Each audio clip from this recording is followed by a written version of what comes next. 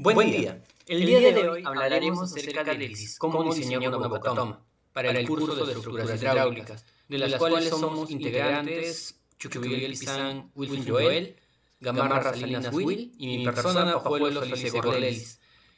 Pero antes vamos a comenzar a definir qué es una bocatoma. Según el Manual de Estructuras Hidráulicas del ANA, una bocatoma se define como una estructura construida en un río o en un canal encargada para captar el caudal de la corriente que tiene la corriente. Hay dos tipos de bocatoma, que en este caso nosotros vamos a diseñar la bocatoma convencional y también existe la bocatoma tipo tirolesa. La bocatoma tipo convencional se caracteriza por tener una ventana de entrada, como se observa en la imagen. Y la bocatoma tipo tirolesa tiene en la parte del barraje un tipo de filtro que también pasa al canal. Pero en este caso vamos a diseñar la bocatoma convencional, como ya mencioné. Aquí tenemos un esbozo de la representación de cómo es esta, teniendo las partes que por aquí pasa el río. Este es el barraje. Este es la poza de disipación, la poza disipadora, el canal de desfogue, la compuerta de limpia, la ventana de entrada, el muro de encauzamiento, el derripiador, el vertedero de salida del derripiador, la transición, propiamente el derripiador, la losa de operaciones de compuertas, la compuerta del derripiador, el muro de encauzamiento, la compuerta de admisión y también el canal. Vamos a comenzar con el diseño. Inicialmente vamos a tener el cálculo de las características del río aguas abajo.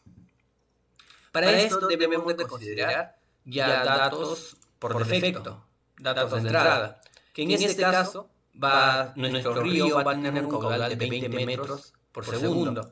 También va a tener una rugosidad de 0.030, con una pendiente de 0.01, que un talud va a tener de 1 y una base de 10 metros. El diseño que se propone es darle al río una forma de un canal trapezoidal, ya que es el más aproximado que se podría tener. A partir de ello vamos a tener los siguientes cálculos. Uno que va a ser para el espejo del río, otro para el perímetro mojado, otro para el área, para la velocidad y por último el caudal. Pero ustedes preguntarán por qué vamos a calcular el caudal si es que ya tengo el caudal en mis datos de entrada. Pues lo que vamos a hacer es, a partir de la ecuación de Manning, vamos a tratar de hallar nuestra tirante, donde vamos a iterar nuestro tirante para que se asemeje este caudal de dato con el caudal siguiente. Y cada una de estas tiene sus fórmulas, que para el espejo es la base más 2y por el z, que en este caso es nuestra pendiente, para el perímetro y para el área, velocidad y caudal. Una vez que hemos obtenido nuestro tirante, lo vamos a redondear y prácticamente aquí tenemos nuestros mismos datos, pero redondeados.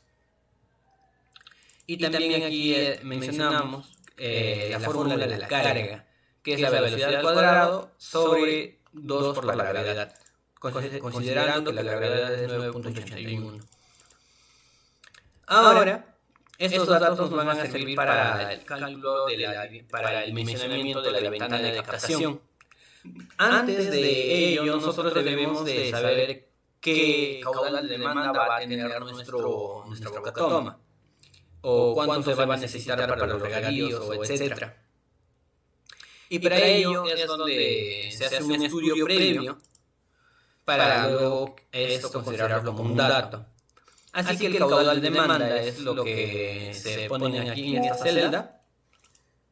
Se pone en esta celda, Así que a partir de la ventana para el caudal de diseño de captación se multiplica por un factor de 1.5.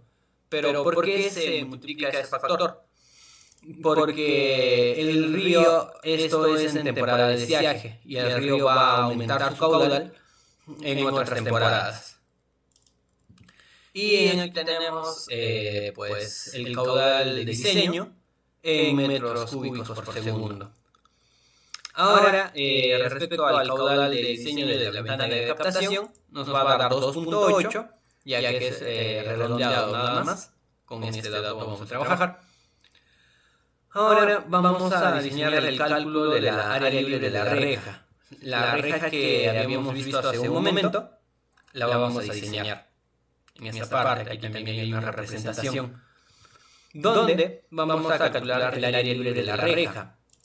Donde a partir de iteraciones, donde vamos a proponer primero una altura por defecto, y es donde vamos a redimensionar pues, nuestra reja próximamente.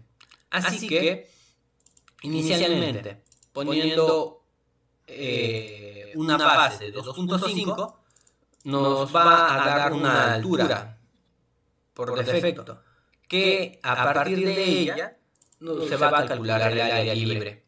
Únicamente mencionar que la A no debe ser superior al tirante de aguas arriba, como es la asumida, ya que no debe de superar este dato, pues no.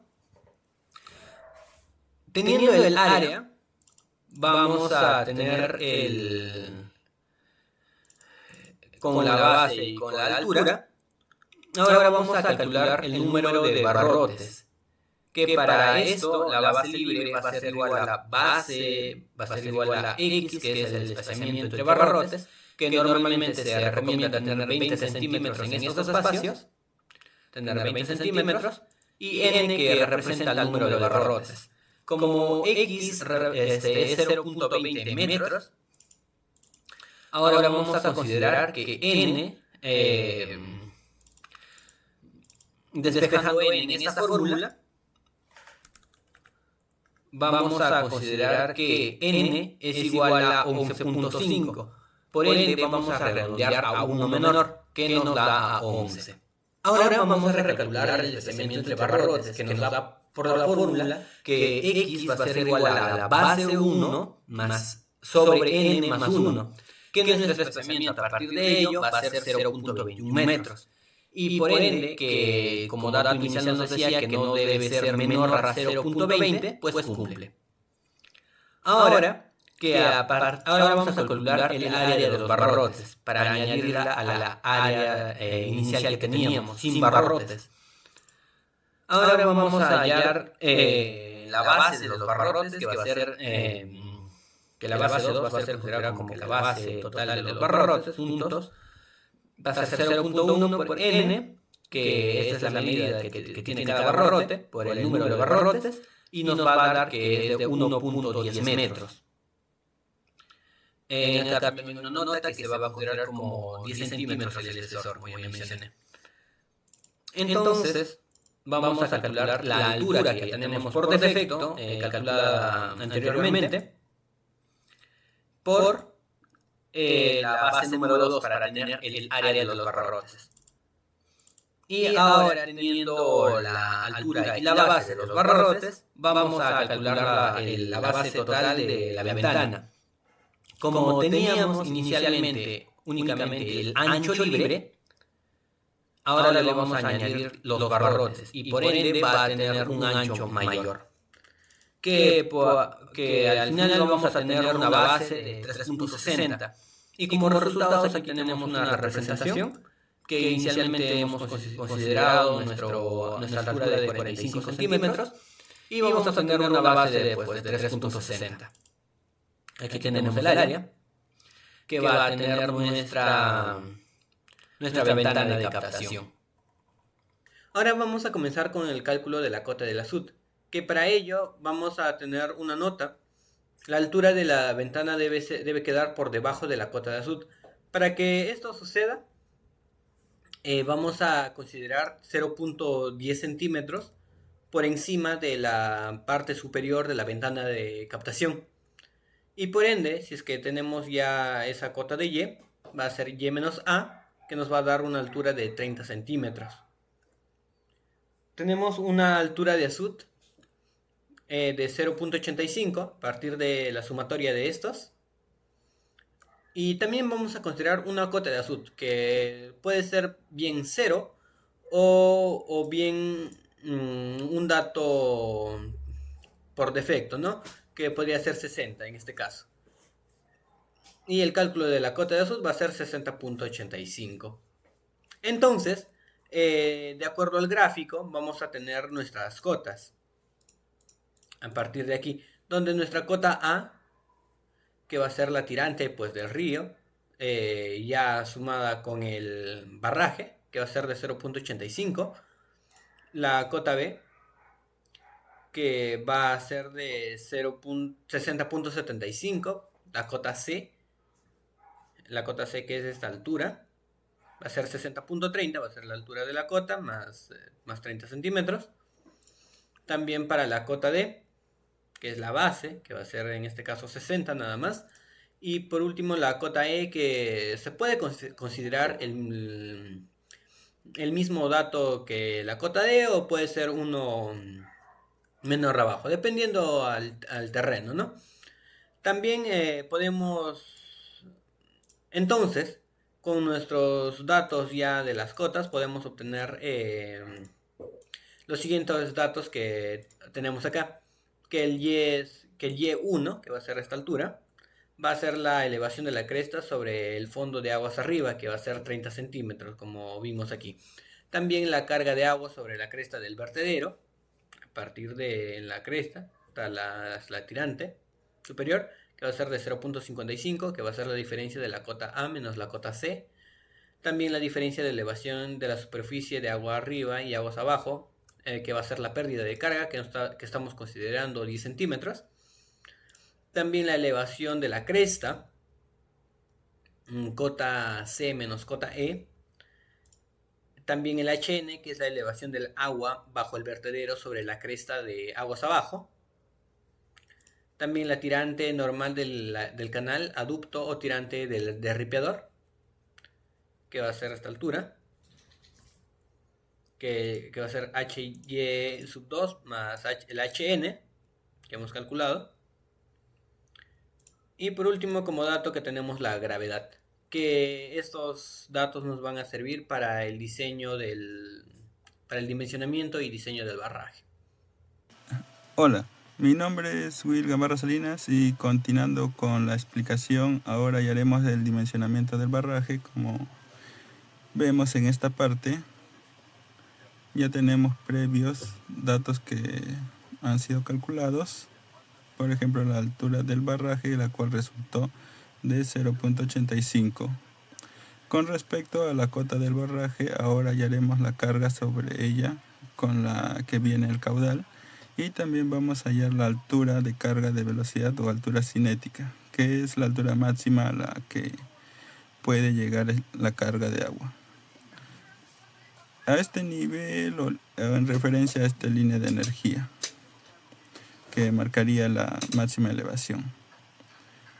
Para calcular estos datos ya se conocían ciertos datos de entrada, que son los que teníamos con anterioridad referente al río, con un caudal de 20 metros cúbicos por segundo, y que para nuestro diseño se considerará las 3/4 partes de este o el 75% de este caudal, puesto que parte del caudal ya se está perdiendo en la ventana de captación de la boca toma. Pero al acumularse se propone que el caudal de diseño será las 3/4 partes del caudal original. Y tenemos el ancho de barraje, que se entiende como el espejo que habíamos calculado con anterioridad. El espejo del río respectivamente, con una altura de barraje de 0.85, que es la altura del tirante, sumado más el valor de Z igual a 0.1 que se había propuesto. Y como dato adicional necesitaremos para el cálculo la gravedad de 9,81 metros sobre segundo al cuadrado. Y bueno, para el cálculo de la carga sobre el barraje utilizaremos esta ecuación, la cual normalmente se utiliza también para vertederos, los cuales el caudal de diseño será igual a M, el cual es el coeficiente de descarga multiplicado por la longitud de cresta de barraje y multiplicado por el dato de la carga sobre el barraje, siendo este lo que vamos a calcular, así que tendríamos que despejar esta variable. Entonces, en referencia a los datos que tenemos para hallar, como el caudal de referencia, el canal de ingreso que ya habíamos mencionado, que sería el 75% del caudal del río, el valor de la longitud de la cresta de barraje, que sería igual al espejo que habíamos hallado, y el valor M, que es el coeficiente de descarga, el cual tenemos la forma de hallarlo por Konovalov y por Basi. Ahora, para hallar estos dos valores de factor de vertedero, ya sea por Konovalov o Basi, necesitaremos los valores de Y sub 1 y H, donde Y sub 1 es la elevación de la cresta sobre el fondo de aguas arriba y H es la carga de agua sobre la cresta del vertedero. Y es así como, reemplazando en sus fórmulas respectivas, obtendremos cada valor de M. Una vez obtenidos por Konovalov y Basi los valores de los coeficientes, como se obtiene por Konovalov 2.351 y por Basi 2.579, para este caso, una vez obtenidos estos valores, reemplazaremos en la fórmula de vertederos para hallar la carga sobre el barraje, despejando de esta forma como se muestra. Como observamos, cada valor nos dará una carga distinta, y para determinar esta carga sobre barraje final se propone que sea el promedio entre estas dos cantidades, resultándonos en una altura de 0.74, una altura promedio, ¿no? Ahora necesitaremos hallar la velocidad. Para hallar la altura o carga de velocidad o altura cinética, que se mide en relación a la velocidad que posee el canal. Y es por esto que necesitaremos los datos de caudal. El ancho del barraje, que es el espejo, que ya habíamos calculado, y la altura de este barraje, que era de 0.85 metros. Entonces, recordando un poco la ecuación del caudal, que era igual a la velocidad por el área, este área que se podría definir como la multiplicación del ancho de barraje multiplicada por la altura total, que sería la altura de barraje más la carga de agua que calculamos. Es así como obtendríamos la velocidad, que luego para la altura de la carga de la velocidad que utilizaríamos la fórmula de la carga, que sería a la velocidad al cuadrado dividida entre 2 veces la gravedad, y es así como tendríamos una altura H sub BA, que sería la suma de la carga sobre el barraje más la altura de carga por la velocidad, o altura cinética, que la cual nos definiría a qué altura iría esta línea de energía que se encuentra en el gráfico inicial. Así que estos valores de 0.8 es la suma de esta altura cinética más la altura de la carga. Entonces, continuando con la explicación del perfil de la cresta del vertedero del barraje, tenemos los datos previos de la altura del vertedero, o la altura de la carga sobre la cual del barraje, y la altura con respecto a la velocidad, y el H sub E, que representa la suma de esta. En este caso, como se ve en el gráfico, tenemos esta forma de cresta de barraje del vertedero, la cual ha sido estudiada por ingenieros de la Armada de los Estados Unidos, con los cuales proponen este perfil de cresta, el cual se verifica dos radios, un radio mayor y un radio menor, el cual está compuesto por 0.5. Este H significa la altura de la carga sobre el vertedero, y 0.2 para el radio menor con respecto a la carga la misma carga del vertedero. Y es así como proponen esta ecuación, que X a la 1.85 será igual a 2 veces la carga sobre el barraje a la 0.85 multiplicada por el Y, en base a este plano que se desarrolla o que nos señala este gráfico. Es así como también proponen también que en el desarrollo de todo esta cresta se va a utilizar un talud de 1.5 y un radio mayor que se va a encontrar al momento de desarrollarse de 0.5 la altura del barraje. Ahora, para hallar todos estos, bueno, lo coloco en un plano para que sea más fácil hallar cada punto de este barraje. Y es con esa fórmula que ya mencioné que Y sería igual a la multiplicación por M multiplicada por X a la 1.85, que sería la distancia longitudinal, donde M tendríamos que reemplazarlo por 1 sobre 2 veces la carga sobre el barraje a la 0.85. En nuestro caso nos va a otorgar este valor de 0.6486 multiplicado por X a la 1.85, que sería nuestra ecuación para hallar cada punto de la cresta. Como ya podemos observar, partiendo desde el 0,0 y la cota de inicio, que es la máxima altura que ya habíamos hallado de 60.85, esta va a ser una diferencia con este valor de Y para que nosotros podamos hallar en qué nivel se encuentra, en qué cota cada uno de estos puntos que se está desarrollando, en base al desarrollo longitudinal o a la extensión, ¿no?, longitudinal. Y ahí es como se va volviendo más y más pequeña describiendo los puntos de cada cota, ¿no?, puesto que esto ya se ve que está descendiendo. Pero lo importante aquí sería hallar cómo es que hasta qué punto se tendría que descender todo el valor de X, ¿no? Hasta qué punto se desarrollará. En este caso se propone avanzar cada 10 centímetros, mientras más detallado pueda ser, mejor se va a poder ir viendo los puntos en los cuales va a recaer estos valores. Es así como se plantea que una vez que se haya alcanzado una altura 2 veces que el tirante inicial que se tenía, se pueda hasta ese punto desarrollar, ¿no? Ya que este valor de 59.35 es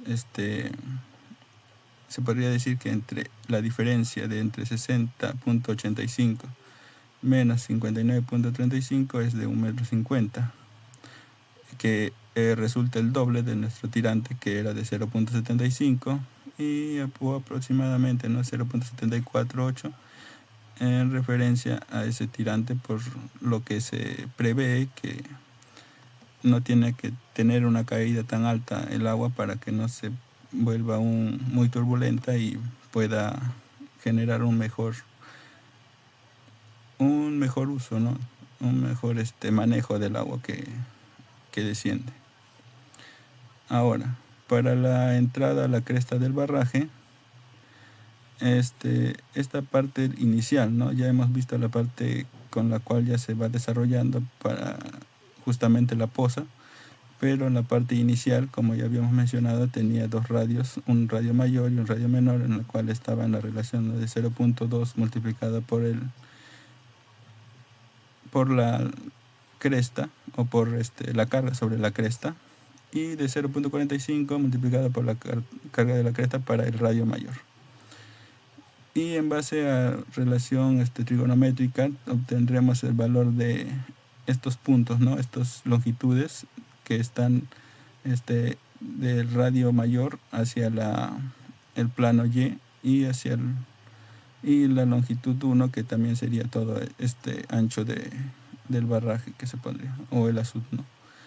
En todo caso, con estas ecuaciones es el cálculo de radio 1 igual a 0.45 por la carga sobre el barraje, que nos resulta 0.331, el radio 2 0.20 por el mismo la misma carga, 0.147, y L1 y L2 también respectivamente, con esos valores.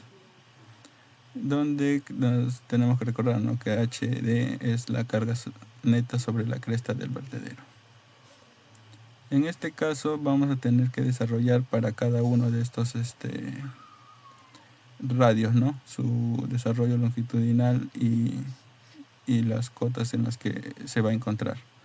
Más que nada se utiliza la misma ecuación. Si se percatan acá, está el mismo, el valor X a la 1.85 multiplicado por el valor de M, que es lo que desarrollamos como igual a la 1 entre 2 veces la altura o la carga sobre el barraje, ¿no?, a la 0.85. Entonces tenemos que cada uno de estos puntos se va a ir desarrollando en base a esta la cota, ¿no?, a la cota que se va a ir encontrando. Pero como observamos, estos son radios. Al ser radios describen una forma circular, y comúnmente en los círculos solamente se describe como una máxima elongación o una máxima capacidad de desarrollo en base a su diámetro. Va a seguir comúnmente formar un círculo, y lo cual no se va a permitir que crezca en un sentido longitudinal.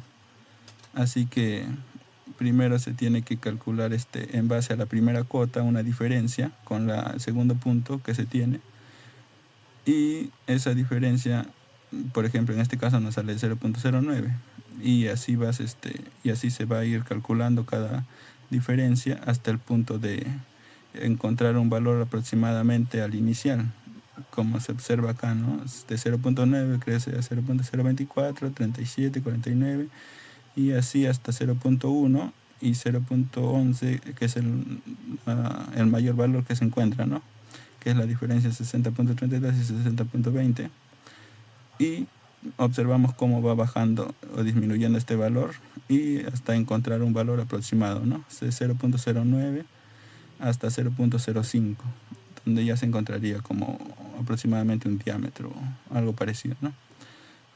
Para el otro punto de tangencia, o respectivamente el otro radio, donde encontraremos valores desde el 0.926, que hallaremos el Y de 0.563 y con la cota de 60.38, restado con la siguiente. Normalmente se toman los valores opcionales que podría haber desarrollado más, 0.92, 0.93, 94, 95, pero se va proponiendo, ¿no? Entonces le puedo colocar 0.94 y esto va a ir cambiando, y a pesar de que disminuye, sigue en el ámbito de crecer esa diferencia, y por eso es que se sigue desarrollando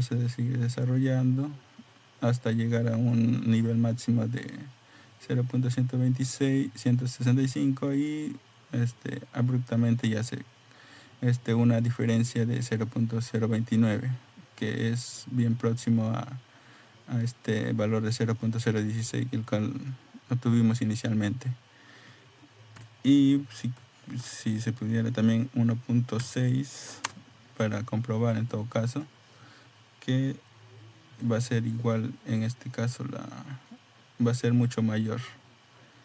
Así que seguir con ese desarrollo va a ocasionar que no se desarrolle más longitudinalmente, sino solo va a seguir descendiendo, y ya no es requerido ese valor ya, pues, para la cota.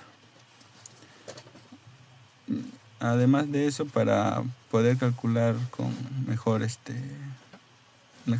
desarrollo, como se observa, ¿no? Normalmente se ve que al ser una curva, no es una curva continua de un solo radio, es una curva que se desarrolla en base a diferentes radios. Y para eso encontramos hasta como 4 radios. De los radios normales que encontramos el radio 1, el radio 2, a esto se le puede añadir otros radios para un mayor detalle o una mayor exactitud, ¿no? En los cuales se va a tener que hallar esos valores, pero se puede aproximar en referencia al punto el punto de tangencia en donde ellos se encontrarían, que es en base al radio 2, que es el radio 1. El radio 1. El radio 1 es el de mayor longitud, y el radio 2 es el de menor desarrollo, ¿no?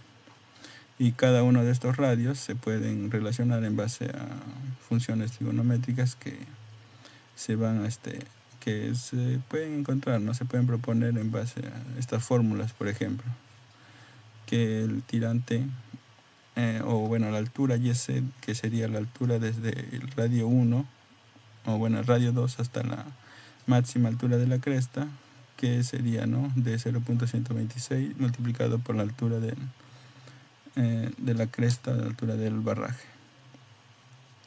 También el radio 0, que como se observa acá, ¿no?, que sería igual a 0.234 multiplicado por la misma carga, y así cada uno de los radios por 0.53, y hasta conocer el E1, ¿no?, que ya, como ya veníamos mencionando, era 0.282 multiplicado por la misma carga.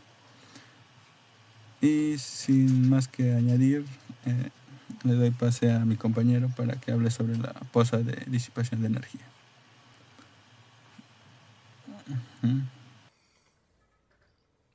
Ya. Ahora vamos a calcular la posa de disipación de energía. Pero antes vamos a definirla, ya que al momento de caer el agua por el barraje, el agua va a caer con cierta turbulencia, con cierto caudal. Así que para evitar esto, que se socave esta parte, se diseña la posa de disipación. Así que nosotros tenemos ciertos datos conocidos, como calculados anteriormente, como la altura de la pantalla, también la carga hidráulica, también la tirante normal. La tirante normal es la tirante previa que tenía inicialmente el río, ya que se pretende llegar otra vez a ese tirante. También tenemos el caudal, con la que llega a este punto, y también el ancho de la poza, que va a ser el mismo ancho de barraje.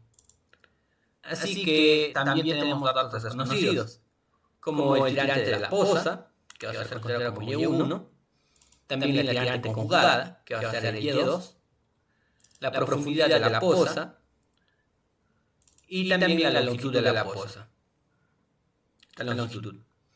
Para determinar el tirante de la poza, tenemos que calcularla con este polinomio. Este polinomio deriva a partir de las fórmulas de continuidad y también la de conservación de... Disculpa, perdón. Ahora vamos a determinar la tirante de la poza, que lo vamos a calcular con esta fórmula. Esta fórmula viene a partir de la fórmula de continuidad y la de Bernoulli, teniendo ciertas consideraciones, pues tenemos esta fórmula final, donde al final tenemos un polinomio, que vamos a resolver este polinomio de que el A va a ser 1, el B va a tener esta forma, el C no hay C porque no hay ninguno acompañando al Y sub P, que es la tirante de la poza, más el D. Hay una nota aquí que nos dice que el cálculo se inicia asumiendo un valor de Z, posteriormente se halla el valor por iteraciones. De la misma manera en que habíamos obtenido otros cálculos iterando, pues también se va a obtener este mismo cálculo iterando, que vamos a iterar este Z, que viene a ser esta profundidad de poza. donde nos dice que vamos a considerar un valor de 1, según un texto del autor Krochin, un autor ruso, que nos menciona que vamos a comenzar a iterar a partir de 1, donde vamos a poner 1 y este dato nos tiene que salir igual a este dato. Vamos a tratarlo de aproximarlos. En este caso, si es que ponemos 1, en este caso nos va a salir 1.5. Si es que ponemos 1.5 se va a ir incrementando los valores. Pero ¿dónde está el hecho de que se dice se va a hallar el valor de z por iteraciones, ya que se trata de aproximar a estos valores? Pues esto más bien es llevándolos a 0, donde vamos a tener un y sub z a 0, eso es por ende, pero ¿qué pasa si es que lo continuamos aumentando a 0.05? Vamos a tener un valor de 0. ¿Qué pasa si tenemos un valor de 0.1? Y debemos de aproximar ese valor con ese valor. Y en este caso cumple con 0.10. ¿Y qué es lo que sucede? Que a partir de esta fórmula, esta es la fórmula que hemos utilizado para obtener el tirante de la posa. Hemos obtenido el tirante de la posa, que es el Y1, que es el Y1, el tirante de la posa. Además que a partir de esta fórmula vamos a obtener la tirante conjugada. Todos estos cálculos se basan a partir de la iteración de la altura de la posa de disipación. Pues, ¿qué se representa a esta imagen? Representa a estas fórmulas obtenidas, que a partir de los esfuerzos se va a comenzar a despejar la tirante conjugada. Después vamos a determinar la profundidad de la posa, que en este caso su fórmula es la altura de la posa calculada, va a ser igual a la y conjugada, la tirante conjugada, menos la tirante normal que se tenía inicialmente. Y vamos a tener una altura calculada, una ZC, de 0.1, que vamos a utilizar. Aquí tiene dos menciones acerca de las iteraciones. Nos menciona si es que la z calculada es negativo, se va a volver a calcular con z igual a 0. Y si es que continúa negativo, no tendrá posa de disipación. O sea que la energía no va a ser tanto que no va a socavar esta parte. ¿Y qué nos dice el otro ítem? Si es que es positivo, se va a volver a calcular desde el paso 1, desde este paso. O sea que vamos a volver a iterarlos con el valor de z calculado hasta que los valores se aproximen. Y pues bueno, esto es la finalidad de obtener este z sub c, que a partir de iteraciones estos datos se aproximen, ¿no? Ahora vamos a determinar la longitud de la posa, que tiene dos fórmulas muy sencillas, que es 5 veces la diferencia de las tirantes, que es la tirante conjugada y la tirante de la posa. Y la otra fórmula, que es el 2.5 multiplicado por 1.9 de la tirante conjugada menos la tirante de la posa, que nos da esos valores de 0.30 y 0.46, ¿cuál utilizar? El promedio. Ahora vamos a continuar con el diseño del canal del repetidor y la transición. Ahora observamos que el cálculo de las características de diseño son los siguientes. Entonces, el caudal tenemos 2,8 metros cúbicos en 3 segundos. La rugosidad 0,013. La pendiente es 0,001. Z es 0 en esta ecuación. ¿Por qué utilizamos la rugosidad 0,013? Porque es un concreto simple. Ahora, la base del caudal vamos a utilizar máxima eficiencia hidráulica, que es la fórmula B entre Y es igual a 2 por tangente de tita entre 2. Pero también podríamos decir que es 2 por raíz de 1 más talud al cuadrado menos z. El espejo del caudal, que sería b más 2yz. El perímetro mojado, que es b más 2y entre raíz de 1 más z al cuadrado, ¿no? El área, que es t más b entre 2 por y. La velocidad, que es igual a 1 entre n por a entre p, todo eso elevado a los 2 tercios por raíz de la pendiente. El caudal que vamos a utilizar, como es una función, el área por velocidad, para encontrar similitudes entre esta parte. Entonces simplemente calculamos y todo esto va a estar cambiando. Por ejemplo acá, 2,799, pero nosotros sabemos que el tirante en esta ocasión es 0,9667. Entonces este es nuestra función. Entonces vamos a encontrar mi b corregido, que es 1,95, y después vamos a recalcular, que sería 0,98. Entonces mi yn es igual a 0,98 en esta ocasión. Vamos a tener este gráfico, que primero vamos a tener del río, o sea, esto es una transversal, ¿no? Del eje de entrada al canal. Este es el cota A, cota D, el muro, acá están las rejas, el derripiador, acá va a estar la transición entre el canal y después va a continuar con el canal. Entonces tenemos la siguiente información. ¿Qué vamos a tener? Que nuestra cota E va a ser 60.00, ¿no? Acá tenemos que todo esto es en metros. En metros, ¿no? Nuestra cota. Simplemente lo retamos, ya está, metros.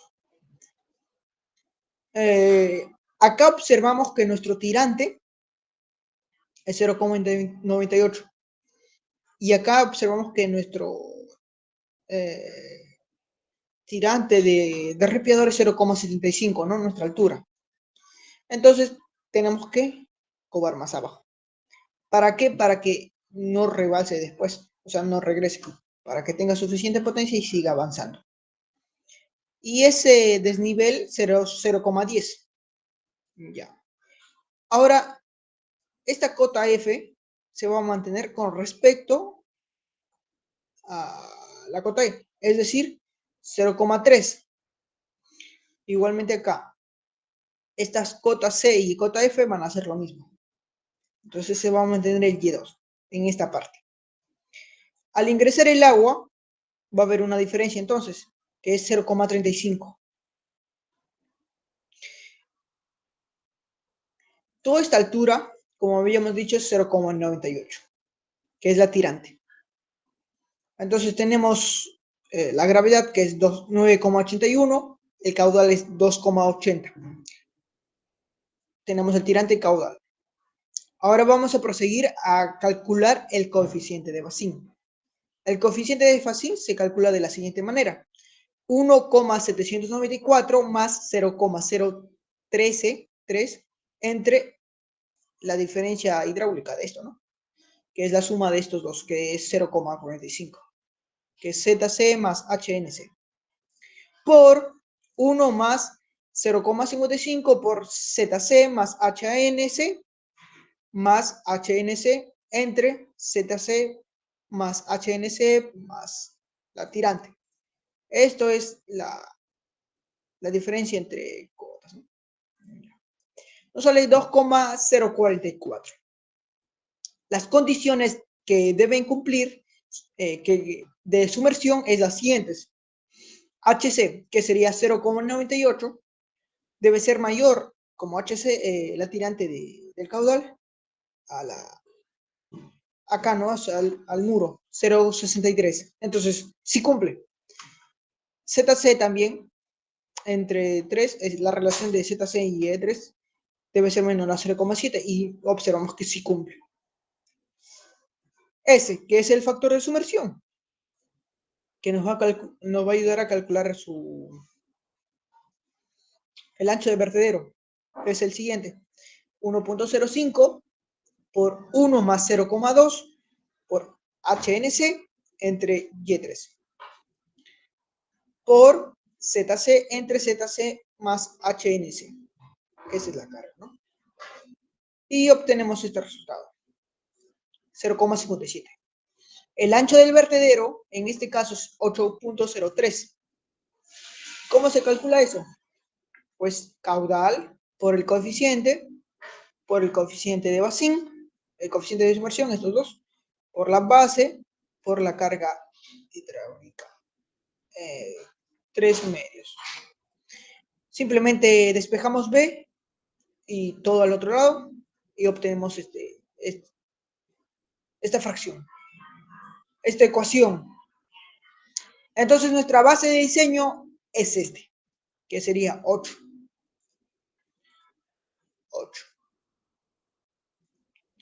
8,2 claro está. Nuestro D1 entonces es el siguiente, 0,18, que se calcula con esta fórmula, que después nos va a ayudar a calcular las L's. El caudal unitario, que es caudal entre base, es decir, por ejemplo, acá entra todo el caudal y lo divide en 3 secciones, ¿no? Y nuestro D2, que es D1 entre 2 por menos 1 más raíz de 1 más 8 por Q2 entre la gravedad por D1. Ya. Esto nos permite calcular las longitudes. Y estas son las óptimas que se va a plantear. Ahora vamos a utilizar la longitud, que es Pavlovsky y Safnes, Baknev, Mastev, y bueno. Primero vamos a observar que la longitud promedio es igual a L igual a 2.5 por raíz por 1.9 por D2 menos D1, que nos sale 1.59. Acá igualmente, 4.5 por D2 entre 1.95.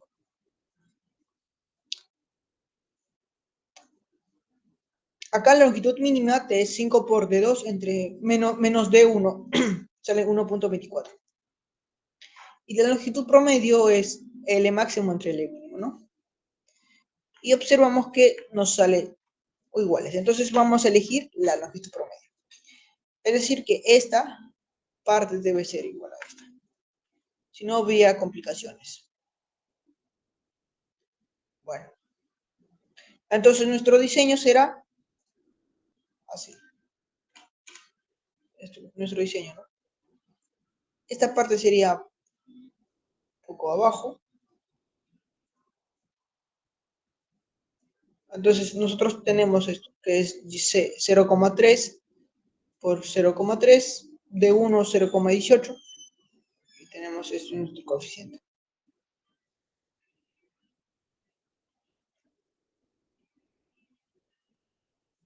Entonces mi longitud es 1.59.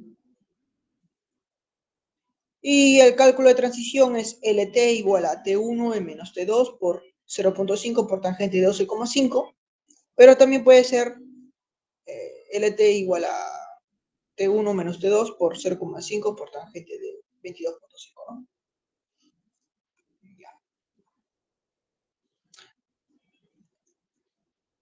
Las dos son válidas, uno es de México, de Instituto, y el otro es de la... Cualquiera de los dos se utiliza, dependiendo de la longitud que requieras. A veces necesitas espacio, a veces necesitas una transición limpia, más suave, dependiendo. Entonces vamos a elegir entre estos dos. Por lo tanto, nos sale así, ¿no? 1.59 y el otro 27.82 para el caso 1 y para el caso 2 es 15.5. Ahora vamos a encontrar el ángulo. El caudal de medio del río, esto es con un estudio hidrológico y nos sale este caudal promedio anual. Esto se tiene que ver en campo o con el estudio hidrológico. El radio de acá es el 2.94, que es el anterior. Entonces mi velocidad es la relación que existe entre 7 y 7,94, ¿no? Entonces mi velocidad, en este caso que he recomendado que es de 1, y nos sale que mi alfa debe ser 28.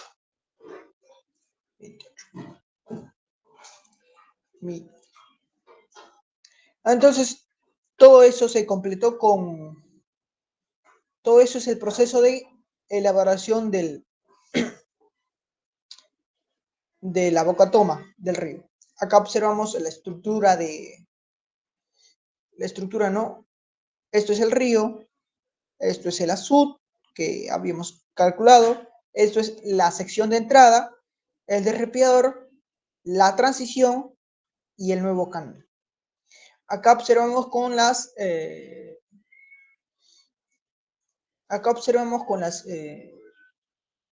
varillas de acero que se coloca para que no interfiera o que no ingrese troncos, rocas. Bueno, así sería nuestro diseño de la boca toma. Gracias.